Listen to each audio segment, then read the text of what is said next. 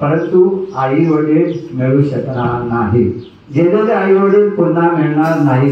म्हणून ज्या विद्यार्थ्यांचे आई वडील असतील लक्षात ठेवा, आई वडिलांना उद्धट वागू नका, त्यांच्याशी प्रेमाने वागा, त्यांचा आशीर्वाद घ्या। कधी शाळेत येताना त्यांच्या पाया पडा, त्यांचा आशीर्वाद तुम्हाला जन्मभर पुरे। तेव्हा आई बाबाला कधी विसरू नका। आज गोवर्धन बाबू यांनी वडिलांना विसरले नाही, 11 तिखट जेवण त्यांनी दिलेले आहे। तेव्हा आई वडिलांची सेवा करा, आई वडील हेच खरंच आपले दैवत आहे। तेव्हा विसरू नको रे आई बापाला,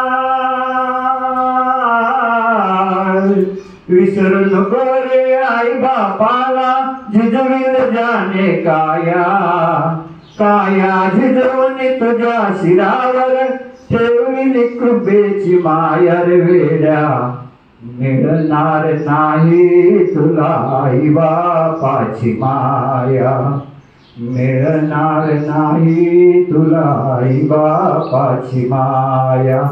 तुला मिळेल बंगला गाडी, शेतीवाडी गाडी, मोटर गाडी, आई बाप मिळणार नाही याची जाण ठेव तू थोडी। म्हातारपण त्या आई बापाला,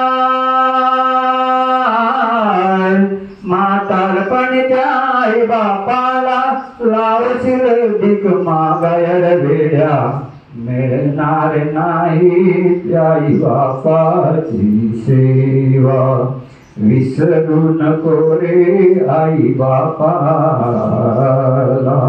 तेव्हा आई वडिलांना कधी विसरू नका।